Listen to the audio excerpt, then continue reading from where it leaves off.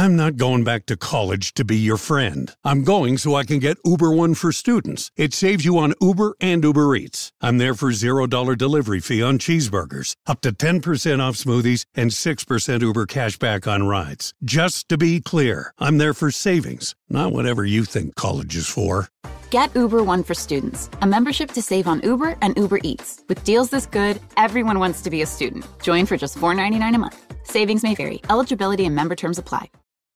What up, y'all? It's Joe Budden, here to talk about Prize Picks. Prize Picks is the best place to win real money while watching football. You can get up to 100 times your money. Prize Picks will give you $50 instantly when you play your first $5 lineup. You don't even need to win to receive the $50 bonus. It's guaranteed. Just download the Prize Picks app and use code SPOTIFY. That's code SPOTIFY on Prize Picks to get $50 instantly when you play a $5 lineup. Prize Picks. Run your game. Must be present in certain states. Visit prizepicks.com for restrictions and details. And I see this all the time. Oh, that's situational. That's Jesus giving specific guidance to one individual person. That's not generalizable. That's not universalizable. It's like, I kind of think it is. Why would it be in there if it weren't? Yeah.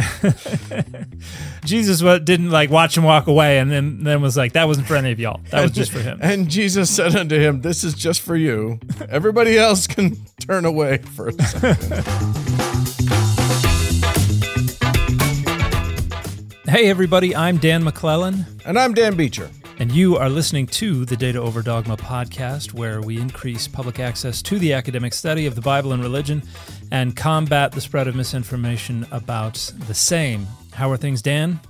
Things are good. Things are good. I have decided to donate 10% of this podcast to something. To a storehouse.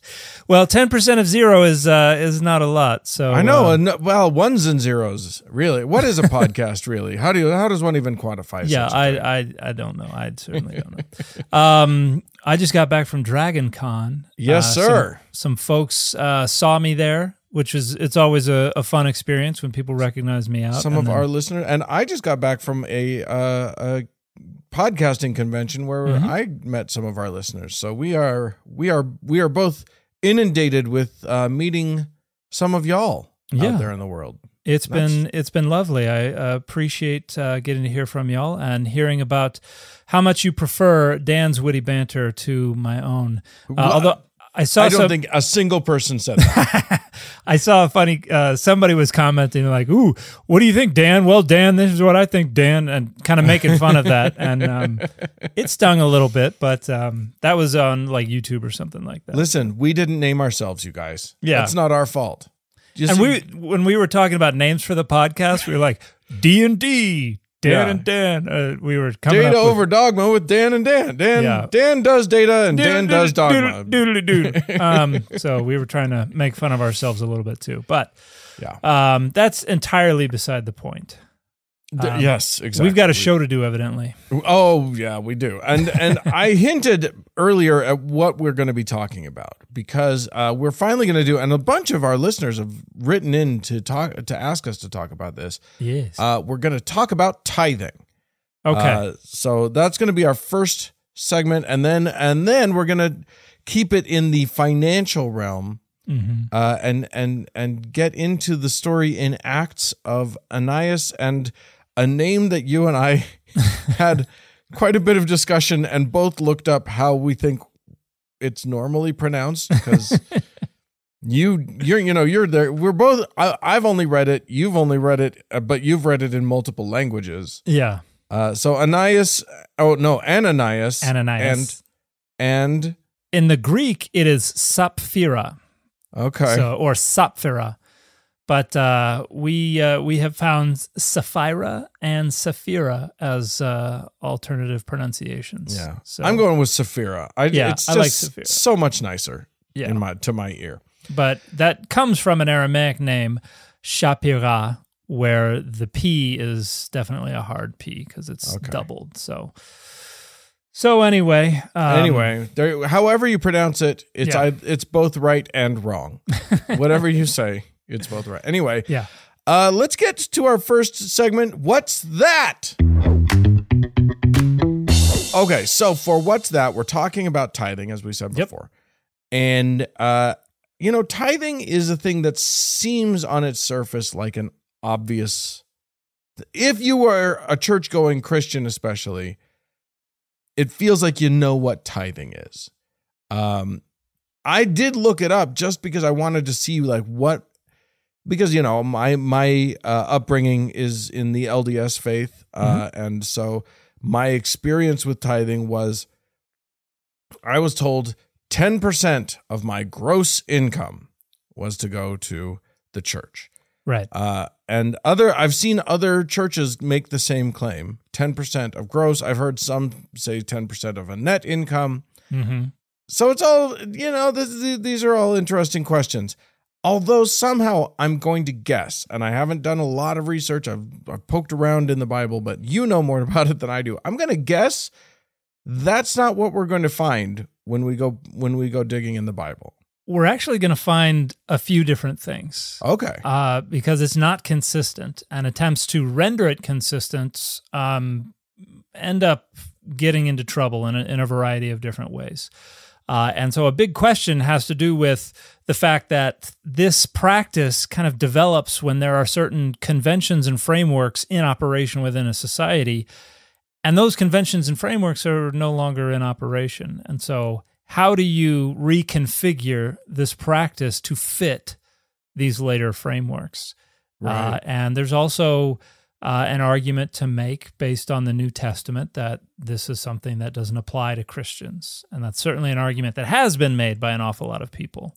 I think there's a lot of Christians who will be very surprised to hear that. Yeah, there are. That's one thing about Christians is they're always surprised to hear that there are people who think other things. So,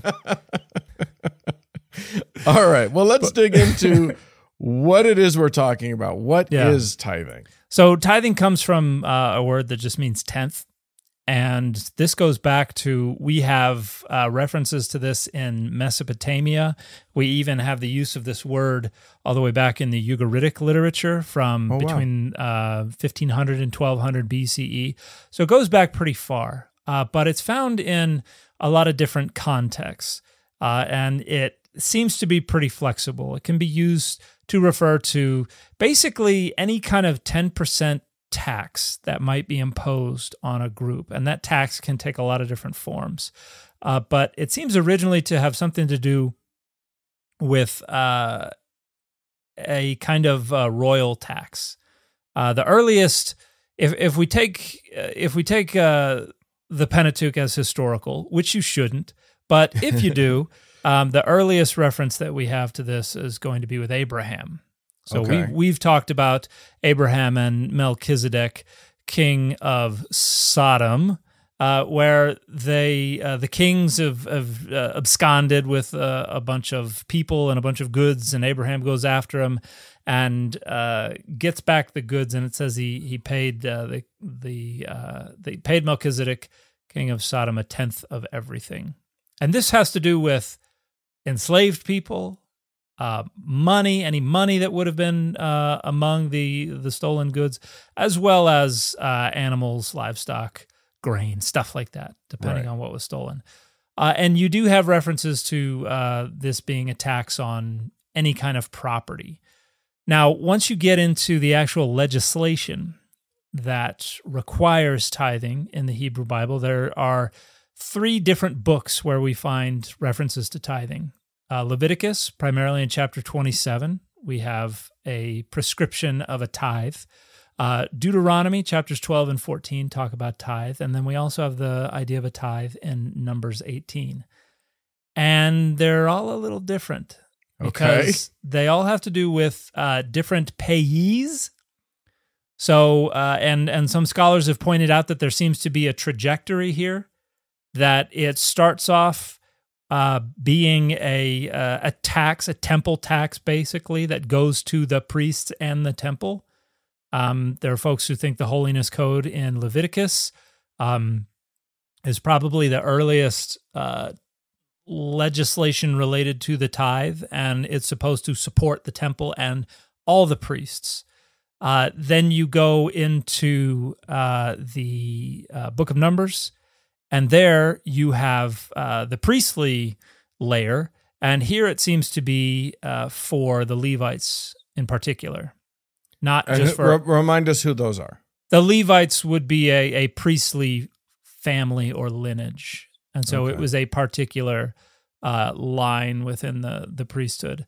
And then when you get to Deuteronomy, it seems to be something that you didn't pay the tithe to others. You gathered the tithe, and then you went to the temple and you ate the tithe at the temple.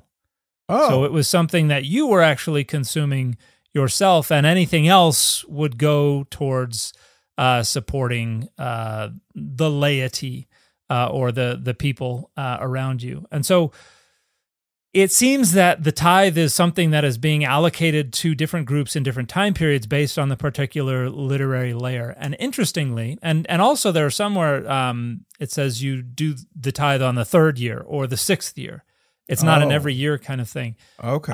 And once we get into later rabbinic literature, in order to try to harmonize what's going on, they seem to stack some of these tithes. And so there's a way to read this literature that actually requires people pay up to 30%. Because you got to do your 1 year and your 6 year and your whatever your tithe. Yeah, you've got to do multiple different tithes. And most scholars are like, yeah, that didn't happen. But there's also an interesting reference to the redemption of your tithe, because the tithe here it doesn't really talk about money. And most of the prescriptions about the tithe, you have tithe on livestock, you have tithe on different kinds of agricultural products, primarily new wine and olive oil and stuff like that. And then there's this option to redeem it, which means you pay money instead of the tithe. And in one of the literary layers, it says, yeah, you can redeem it, but then you've got to pay 1/5 more. Oh. So if you're like, look, I want my wine, why don't you just take this money instead? They're like, fine, but it's another 20%. Interesting. And then in one of the other literary layers, it's like, yeah, just go ahead and redeem it. And there's no 20% charge. So it looks like the tithe could take the shape of actual money. But fundamentally, it was supposed to be on goods, grain, agricultural products, livestock, things like that. Yeah, I've got the Deuteronomy. What is this? This is Deuteronomy 14, 23, 22, and yeah. So it says 22 and 23. It says, set apart a tithe of all the yield of your seed that is brought in yearly from the field. So there's that yearly. And then in the presence of the Lord your God, in the place that he will choose as a dwelling for his name, you shall, and that, I didn't catch this until you just said it. You shall eat the tithe of your grain, your wine, and your oil, as well as the firstlings of your herd and flock, so that you may learn to fear the Lord your God always. Wow. So that's confusing. You're bringing it in, but then it's like you're eating it. Is that what I'm to understand? Yep. Okay. Yeah. So it's that's a lot less onerous. Yeah. I'm fine with that. Yeah, it's a BYO situation, right? Where you just got to show up at the party with your own grains and livestock and stuff. So. And a lot of people think that this is being written later in a time when, because initially the idea that it goes to the sanctuary or to the priest might have been taking place. It might have been a vestige of a pre-exilic situation where you had multiple temples and you had all kinds of priesthoods, and they needed support. And so you would go to your local shrine and you would offer the tithes. But then by the time of the Deuteronomists, and particularly the later Deuteronomist layers, it's all been concentrated, it's been centralized. It's just the temple at Jerusalem and the priesthood there. And at that point, they didn't really need the help. And so it's like, yeah, come bring the tithes and then eat the tithes and then have a potluck. It's going to be fun. We'll have a good time. Yeah. So you are invited to the cookout. So yeah, there's not really a way to harmonize everything. Very clearly what we've got is different takes from different times and situations on how to implement this 10% something tax. And so then we get into Greco-Roman period Judaism, and we get down into the New Testament. And we don't have a bunch of references to the New Testament, but we do have a pretty interesting one in Matthew chapter 23. Okay. Where we have, and let me pull up the text so I can read it. 23:23.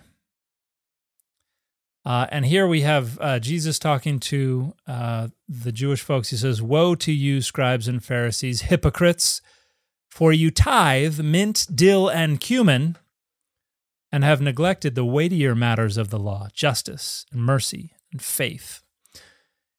It is these you ought to have practiced without neglecting the others."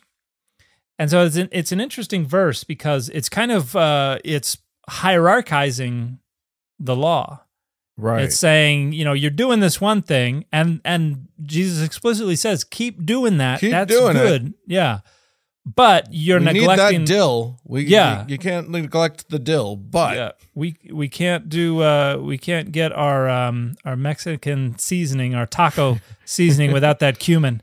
But then says you've neglected the weightier matters of the law. And this gets into the prophetic critique that we've talked about before, where it's saying, hey, you're performing the outward praying on the street corner to be seen of other people, but you're neglecting the part where you're not supposed to grind the faces of the poor. And this is interesting because, those Christians who say, oh, we're not supposed to tithe, Matthew certainly seemed to think that Jesus wanted everybody to continue to tithe. Most of the Christians who say we're not under that anymore are going to point out, oh, this is part of the law. The law is done away with. And it depends on what rationalization Christians have for what parts of the law are done away with and what parts are not. Because some folks will say, if Jesus mentioned it, then that re-ups the requirement. In other words, everything goes away except for whatever law Jesus said you're still required to follow. So if you take that approach, then Jesus says, hey, you're still supposed to tithe. And so there are a lot of folks particularly leaders of churches who will point to that and say, so you're still supposed to tithe. But then there are others who will point to Paul in Romans and Galatians and elsewhere and say, Paul says we're not under the law anymore. So the tithe is a part of that. So we don't have to do that anymore. So you got a choice because everybody's got to negotiate with this. And so the question then becomes, Jesus seems to recognize that this tithe is still related to produce, goods, not necessarily money. And so does that mean that people who tithe today are just supposed to, here are some tomatoes from my garden. That's the only thing I'm growing right now. Here's a chicken. I got 10 chickens, you get one of them. If it's just livestock and grain and stuff, it's a pretty it's not a tall order for most folks. But if it translates into monetary income, which it didn't seem to in the earliest periods when most everybody was sustaining themselves on whatever they could grow, then that makes things pretty easy. But these days, most people get an income, a monetary income. And so is that translatable? Well, that's debatable. That's another thing that you've got to negotiate.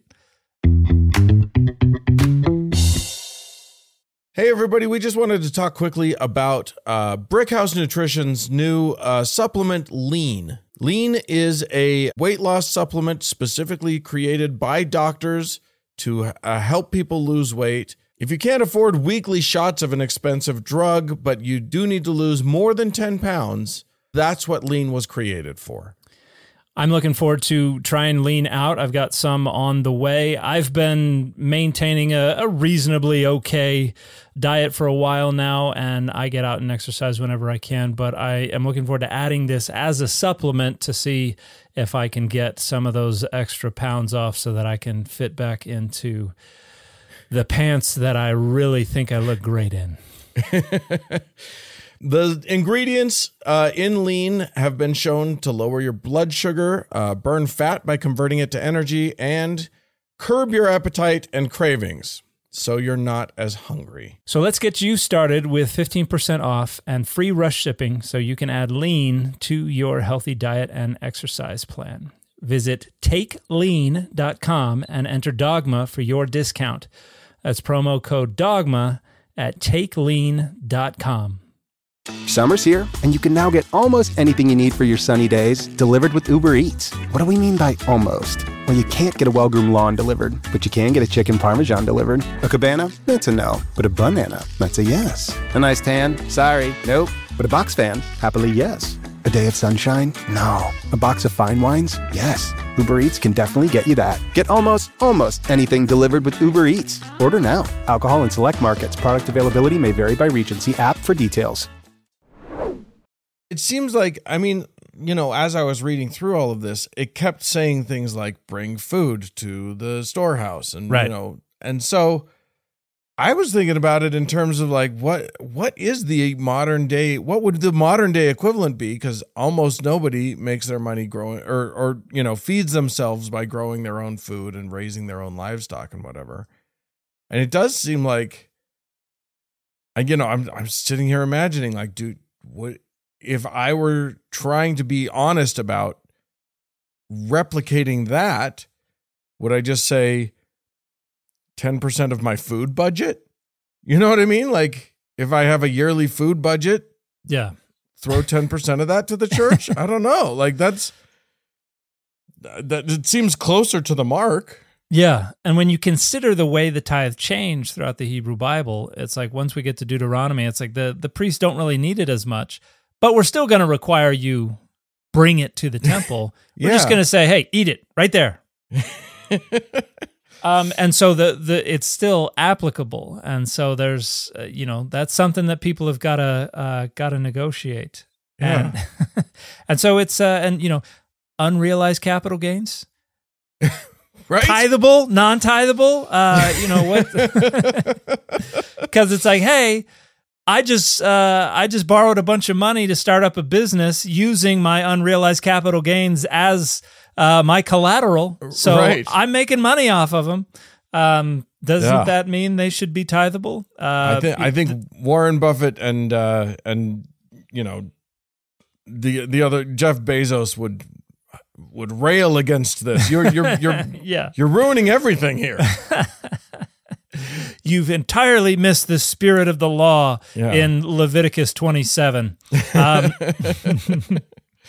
But it does point out it raises the arbitrariness of a lot of what's going on here.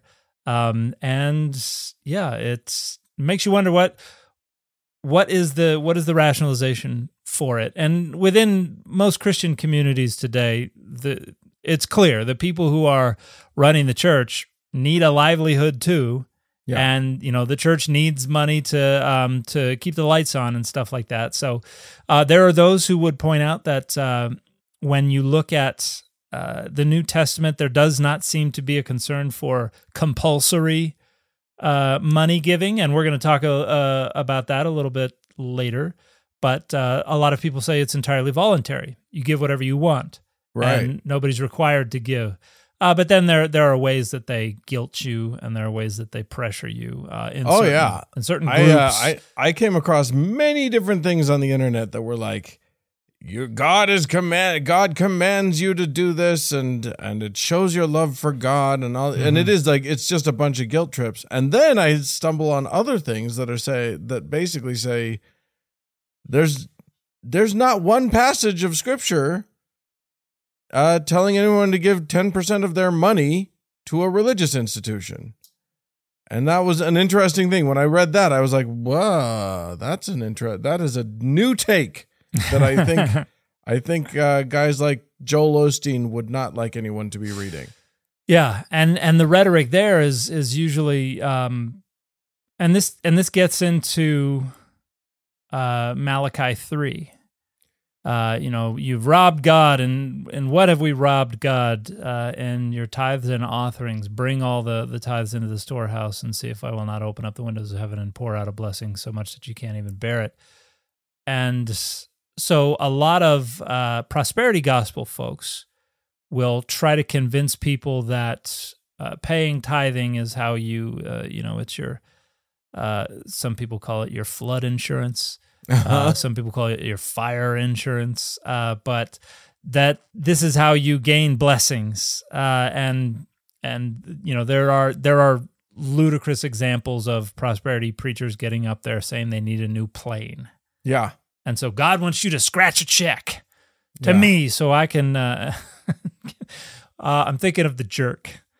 When the guy comes in to ask for money, and he's like, "When I took my friends to the Super Bowl on my private plane, they had to sit on, or the leather was cracked on the seats, and I had to put towels down on the seats." And he's like, "Not towels." That's what I think of when I think of the prosperity gospel preachers. But I just think these, when you think about the prosperity gospel, it's. The pitch is almost always, you pay me, you pay the church however much, and it's never just 10%. That seems to be like the floor, right? And then it's like, and go up from there, and the more you give me, the more, the more blessings will pour down on you. Yeah. Your wealth will be increased tenfold or blah, blah, blah. And when you look at it, the wealth of the congregation never seems to be going up, but the wealth of one person in the room always seems to be going up a lot. Yeah, absolutely. And the idea is that scratching that check or handing over that money is a way to signal your sacrifice and your faithfulness to God, so that God will then more greatly bless you. Yeah. And the reality is that's something that's not really quantifiable or observable, but the person on the other end is certainly appreciating. They can quantify.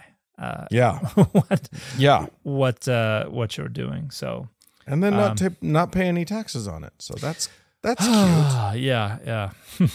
Speaking just like that unrealized capital gain.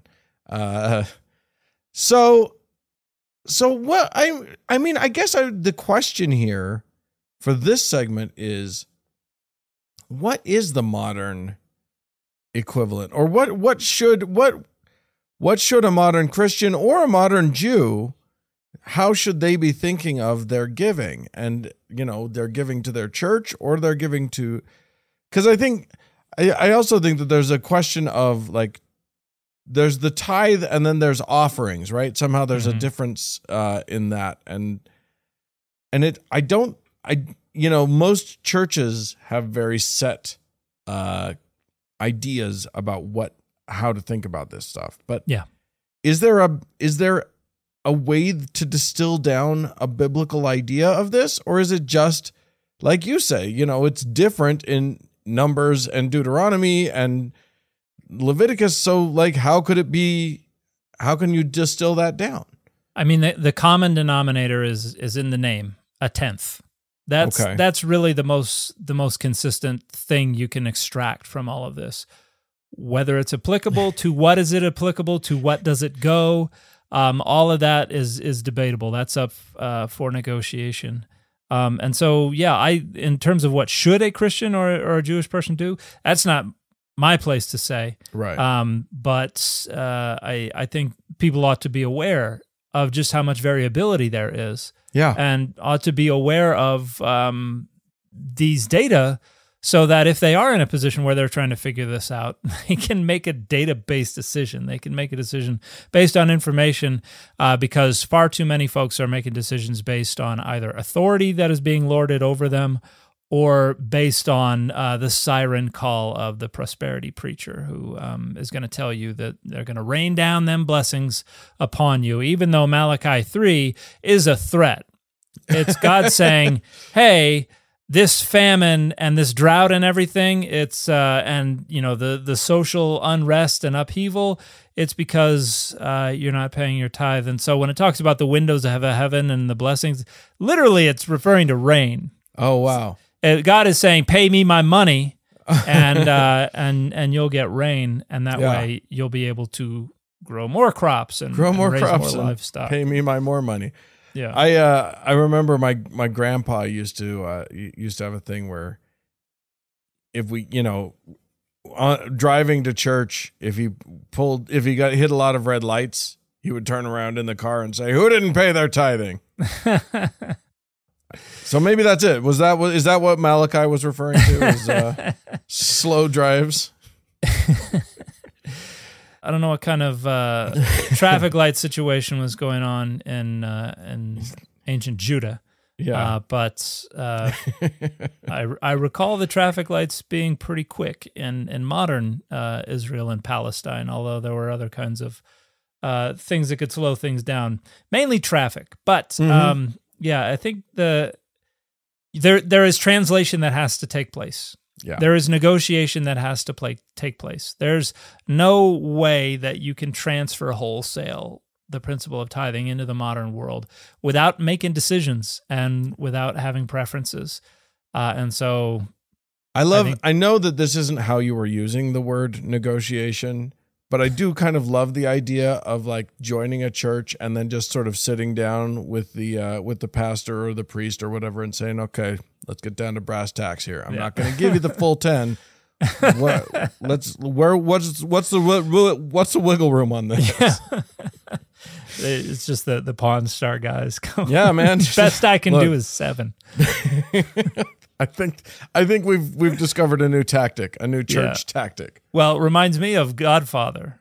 Is it the second or the third one where he's negotiating with the father about the money that they're gonna give to the? I think that might be the third one, but yeah. That's that would be an interesting way to go about joining the church. It's a new approach. Play this episode for them if they balk, and we'll go from there. Oh, man. All right. Well, let's get deeper into the money thing, and dive into our chapter and verse. In this week's chapter and verse, we're looking at Acts. Are we starting in 4? Yeah, we're starting in 4, verse 32. And we're going to go to chapter 5, I think verse 11. Yeah, verse 11.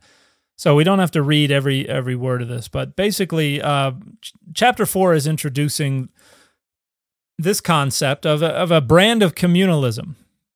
It says, "Now the whole group of those who believed were of one heart and soul, and no one claimed private ownership of any possessions, but everything they owned was held in common. With great power, the apostles gave their testimony to the resurrection of the Lord Jesus, and great grace was upon them all. There was not a needy person among them, for as many as owned lands or houses sold them and brought the proceeds of what was sold. They laid it at the apostles' feet, and it was distributed to each as any had need." And then they have, and they give 2 examples. The first example is the good example, a dude named Barnabas. He sold a field that belonged to him, then brought the money and laid it at the apostles' feet. And then we've got the antithesis, the bad example, and it's a couple, a man named Ananias and his wife, Sapphira. Probably Sapphira. We're going to say. We're going to go with Sapphira. We're going to go with Sapphira. Sold a piece of property, and the 2 of them conspired to keep back some of the proceeds. And so what they laid at the apostles' feet was only, let's say, 90%. Let's be generous. They held back their tithe. They kept a finder's fee. Yeah. And they bring it to the apostles, and then Peter is able to tell that something is going on here. Peter, who definitely has he's got spies in all of the places. He knows he's got to log into the MLS website. He knows how much everything's sold for. He says, "Ananias, why has Satan filled your heart to lie to the Holy Spirit and to keep back part of the proceeds of the land?" And there are for readers of the Hebrew Bible, there's an echo here, because there's a story in Joshua chapter 7 about a dude named Achan. or Achan, Achan. And what happened there was there was a raid. They destroyed a town. They kept all the goods. They were supposed to commit them to destruction. Cherem is the devoted to destruction requirement. But Achan decided he was going to keep some for himself. And as you would, you want to keep a little bit of it. That's natural. Yeah, little for you, little for me. And this 5-finger discount does not go unnoticed by the Lord, who then there's this famous story about lining up everybody by families and clans and tribes and everything, and then they whittle it down to Achan's family, and he goes, I kept the stuff, and they kill him and his family. Wow. So there are echoes of this, and some of the language is the same too. The ancient Greek translation of this story from Joshua, is some of the Greek there is used in this story. So Peter accuses Ananias of this and says, "You did not lie to us, but to God." And so here's where somebody who's being told they should scratch a check so the pastor can bring his friends to the Super Bowl on good private airplane seats are thinking, okay, I can't be stingy. I've got to give everything that I can. Right. So you did not lie to us, but to God. Now, when Ananias heard these words, he fell down and died. Oh, wow. Yeah, we're using that's extreme. And it's using some no-fault language here. It's not saying how exactly he died. There are scholars who would say, hey, Peter might have pulled out his sword, which was his wont from time to time if the Gospels are grumpy. Yeah. So there some people argue that the apostles might have put him to death, but wow. the text just says he fell down and died. And great fear seized all who heard of it. And so...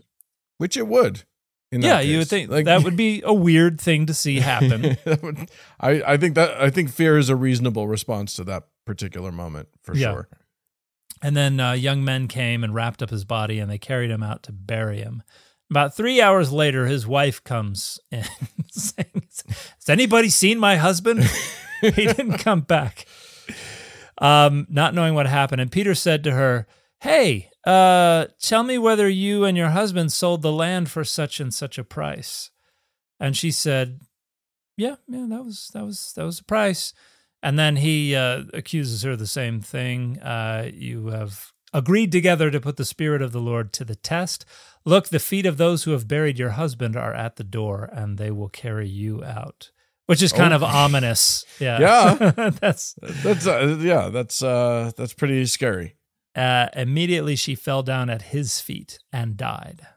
When the young men came in, they found her dead, so they carried her out and buried her beside her husband.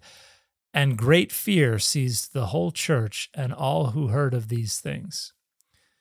So, there's an interesting question that has been asked of this story is, okay, so everybody was of one heart and one mind. Does that mean they were required to, were they compelled, were they forced to sell everything they owned? And the story makes it sound like they just did it because they were all of one heart and one mind. So technically, no, they weren't required, but anyone who objected probably would have been said to have been not part of the one heart and one mind. And if you just reverse the order of those paragraphs so that the one heart and one mind, everyone's doing it, comes after the story of Ananias and Sapphira, it starts to feel a lot like it was compelled. I'm just going to say, it really matters in what order you tell the story. Yeah. And because there are a lot of folks who would look at this and say, well, why aren't we doing this today?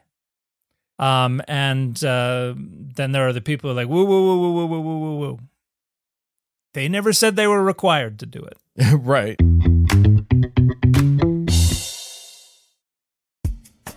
This episode is brought to you by Coffee Mate. Coffee Mate is the world's biggest coffee lover because we love all the ways you enjoy. Wait. Coffee Mate can't love coffee more than me. I'm a foodie. I went to Kyoto just for a nitro matcha latte. What? Oh, I have to finish the ad. Coffee Mate, for the love of coffee. What's 2FA security on Kraken? Let's say I'm captaining my soccer team, and we're up by a goal against, I don't know, Soda Springs FC. Do we relax? No way. Time to create an extra line of defense and protect that lead. That's like 2FA on Kraken, a surefire way to keep what you already have, safe and sound. Go to kraken.com and see what crypto can be. Not investment advice. Crypto trading involves risk of loss. Cryptocurrency services are provided to U.S. and U.S. territory customers by Payward Interactive Inc., PWI, DBA Kraken. View PWI's disclosures at kraken.com/legal/disclosures. But it does seem like that's an important question to ask, right? Because if this is set up as kind of the correct way to be, if everyone is good, if everyone is doing their good Christian best, it seems like this is set up as like the preferred economic model. Yeah. Am I wrong about that, or does that seem like a fair assessment? There are an awful lot of people who think this is how it was supposed to be. And so during restorationist movements, particularly in the 19th century, there were an awful lot of folks who set up co-ops and things like that based on this idea. In fact, I was born into a commune in West Virginia that was based on this idea that they had all things in common. And so that kind of interpretation of this passage is still ongoing. Now, there's a lot of baggage with contemporary ideas about communalism, too. Yes, indeed. And so history has left its fingerprints on these frameworks and these models. And so, even within the LDS tradition, you can go back to the 1930s, and you can find priesthood manuals that are like, yeah, we should increase taxes so that the wealthy can pay more money, and that way the people who don't have as much can have health care, and they can have education, and they can have all the things that they want.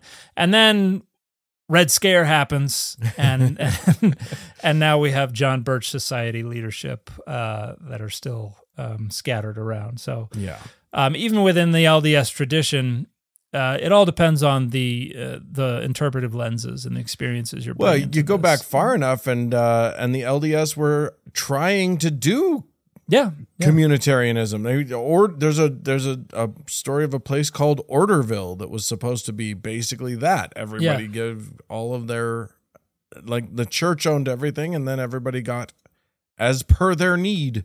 Yeah, the United Order was which didn't work out in the long run, and had to be replaced to some degree with this law of consecration, which is basically unrealized law of consecration, right? But it turns out that the Ananiases and Sapphira's of the world are plentiful.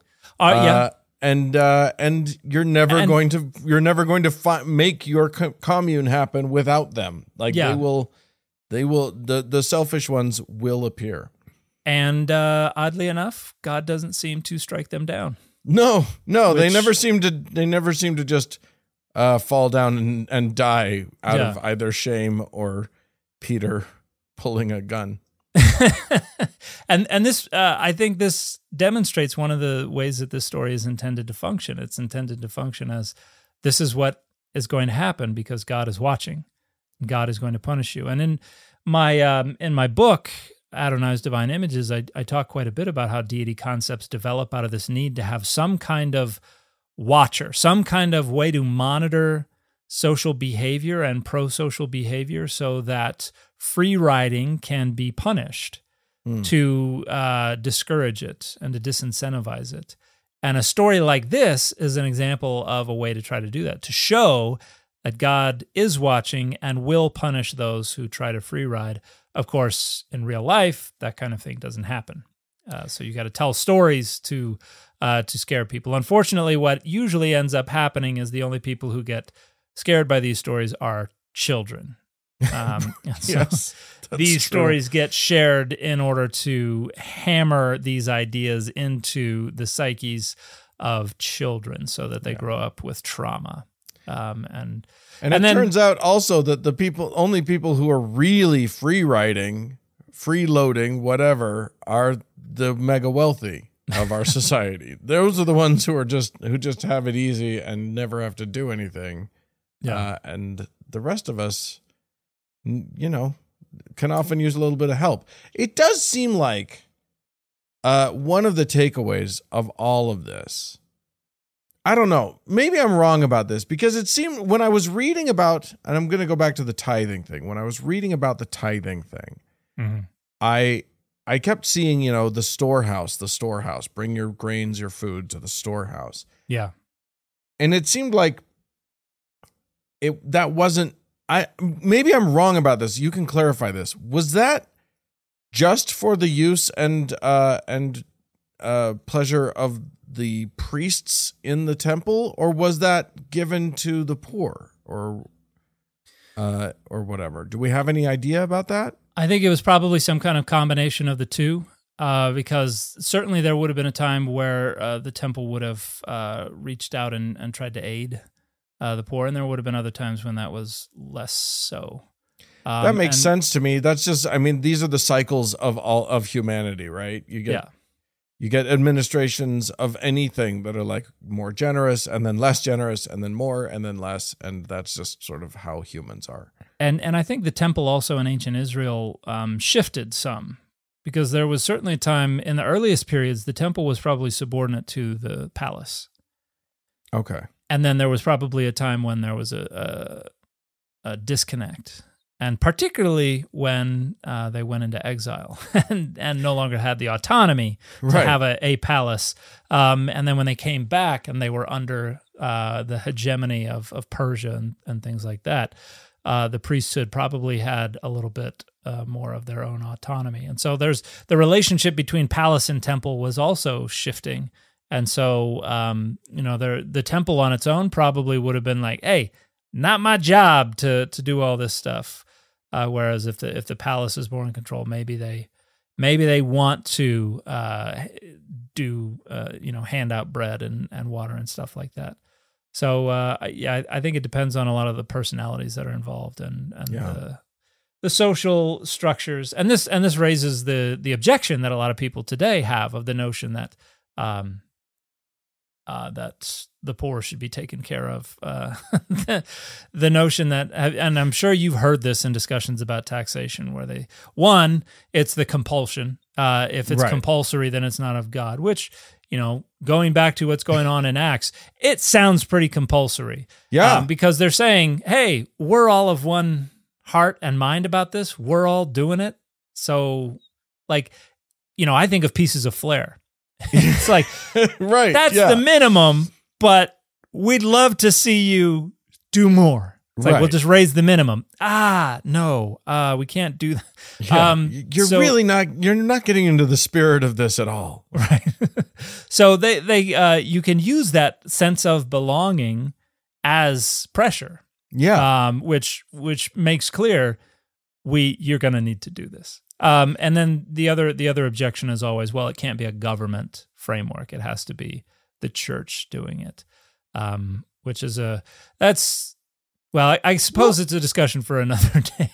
I suppose so, though. When you think about it in terms of if you're using ancient Judah as your model, sure that works when everybody agrees on what the religion is, or if you're looking at early Christianity and you're looking at at Peter and Ananias and Sapphira's time and whatever, you've got a small group of people who all agree on the same thing. Yeah, but that doesn't work under modern structures where not everybody has that group. You know what I mean? Everybody in Judah was supposed to believe the same things, and therefore they all agreed to basically the church could levy a tax, right? Like the religion could levy the tax. Well, yeah, so and they were like the palace and the temple when they are combined. The government is the church, to use contemporary terms. And so there was no entity beyond the church. We have such an entity today. And so again, as with the concept of tithing, translation has to take place. Yeah. There's a negotiation that has to take place. And what I think I see in an awful lot of folks is the negotiations always seem to go the way of whatever keeps the most money in my pocket. Right. And I think if when you're talking about justice in the prophetic critique sense of the word, the sense that is used by Jesus in the Gospels, the sense that is used by Micah and Isaiah and Amos and the others, to neglect the weightier matters of the law just to serve your own interests is a violation. But for an awful lot of people, they don't care. And I think part of the deal that has always irked me, and I'm looking at like Matthew, in Matthew 19 verse 21, Jesus said to him, "If you would be perfect, go and sell what you possess and give it to the poor, right, and you will have treasure in heaven." Like, I think the problem with the idea of tithing is that people give 10% of their income to their church, and then they feel that their obligation is done, has been met. Yeah. And they feel like there's no more. They don't have to do anything more charitable. And I personally have a feeling. My feeling is that tithing to a church is membership dues. It's not charity. I don't feel that that's what charity is. So when people, I see statistics that talk about like who gives the most to charity. And if you include tithing, it's going to be the religious people, but that's not actually charitable giving. Yeah. That's paying salaries and keeping the lights on in church buildings. And I don't object to that. But it's not the same as doing charity. And when Jesus said so many times, take care of the people, I tend to think, and I just think people are not reliable in terms of like, we need organizations to take care of our poor and our hungry and our unhoused, and churches can't do it on their own. They're trying, and they don't even do a fraction of a percent of the spending that is required every year. Right, and the thing is that like, the places in the world that do the best at this are the ones that, entirely cede it to government agencies that will take care of people and re-enfranchise them into society and all this other stuff. So I just think it's very, I think the stinginess of people is very weird. It's understandable. I get it. We're all kind of stingy. We all like money and want to have as much of it as we can have. Yeah. But it does seem to me like it's not enough to pay your tithes. If you want to feel like you're obeying I guess that's what I'm getting at is like, in John, 1 John chapter 3, it says, "But if anyone has the world's goods and sees his brother in need, yet closes his heart against him, how does God's love abide in him?" I think if you're, if you want to show your Christianity, it's not by doing the tithing thing. It's, it's by opening your heart in other bigger, broader ways. And I think that reveals the motivations as well. Because that's something that you find all over the Bible is that, for instance, in Deuteronomy 15, you have this idea that that you're going to forgive debts in the Jubilee year, and you're going to do all this. And it says, and you have to do it with a happy heart.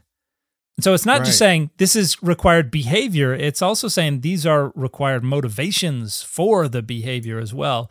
And if you see this, if you try to reinterpret Matthew 19, and I see this all the time. Oh, that's situational. That's Jesus giving specific guidance to one individual person. That's not generalizable. That's not universalizable.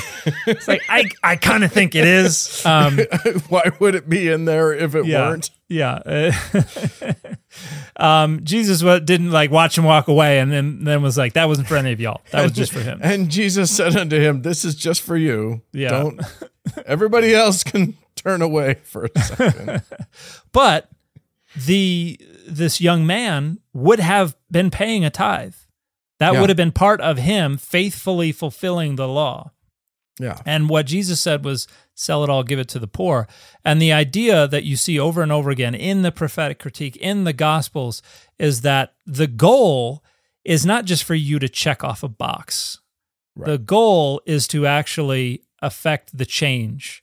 And so when people talk about, oh, but that's not the right mechanism for helping the poor because it's government. It's like that's one of the dumbest attempts to try to sidestep what the Christian gospel demands. Right. Because if you're just saying, well, if the person doesn't get helped because you think the mechanism for helping them is an inappropriate mechanism, just as a matter of principle, then you don't care if the person gets helped. And that's the problem. What you care about is the mechanism and not the actual help part. Yeah, which means it's not about helping other people. It's not about loving your neighbor. It's just about getting the credit and otherwise looking out for yourself. And I think if there's something that's consistent throughout the Gospels, it's selflessness is something that I think is fairly consistent across all four Gospels, and is something that when you look in the Bible, there's advocacy for systems and for rulers and for powerful men, and then there's advocacy for justice, and there are an awful lot of people who want to pay attention to one side of that equation, to the neglect of the other side of that equation, even though the other side of that equation is saying, when you pay attention to the other and neglect this side, that's precisely what God doesn't want you to do. That's even worse. Yeah. Yeah, that's so much worse. Which is where you're going to get neglect anything, maybe neglect the dill. Yeah. And although Jesus would prefer you did not neglect the dill. Jesus would prefer you did all the things. That's right. So if you've got some jalapenos growing in the garden, if you got some tomatoes, if you got some mint, if you got a chicken or two, maybe just a leg off the chicken. Take them into the priest.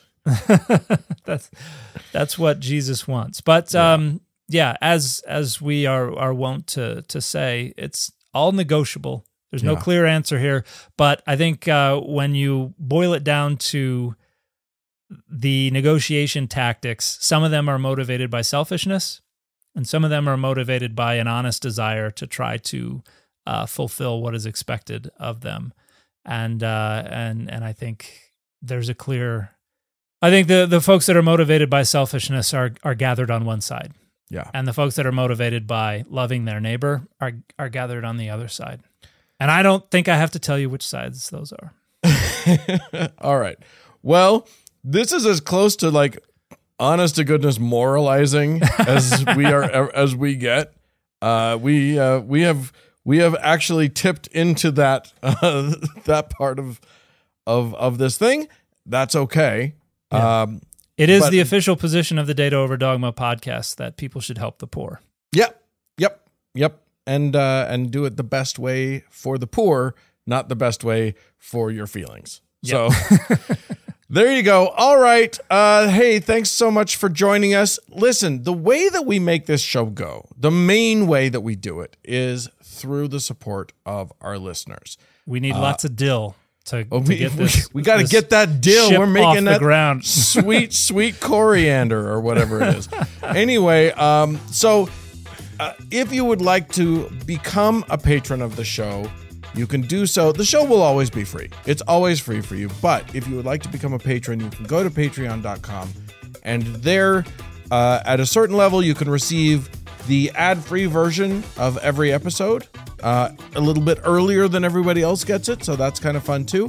Mm-hmm. And you can get you can also, at another level, you can receive extra added content that we do, bonus content every week. We answer our patrons' questions. We have a lot of fun. So please, if you can, maybe part with we're not asking 10%. You can do less than 10% of your gross income. You can go net, 10% of your net income. That's fine. Go to patreon.com/Data Over Dogma and give us a little bit of your dosh, and that would be really appreciated. If you want to write into us, it's contact@dataoverdogmapod.com, and we'll talk to you again next week. Bye, everybody. Data Over Dogma is a member of the Airwave Media Podcast Network. It is a production of Data Over Dogma Media, LLC, copyright 2024, all rights reserved. Have you ever wondered what the science says about certain foods, products, or treatments? Does chiropractic actually work? Should I only buy organic foods? Are GMOs actually harmful? Is adrenal fatigue real? We've got you covered. The goal of the Unbiased Science podcast is to dispel misinformation and misconceptions across an array of science and public health topics. We love to debunk myths and help arm our listeners with information so they can make evidence-based decisions. Make sure to tune in to the Unbiased Science podcast to get all of your questions answered.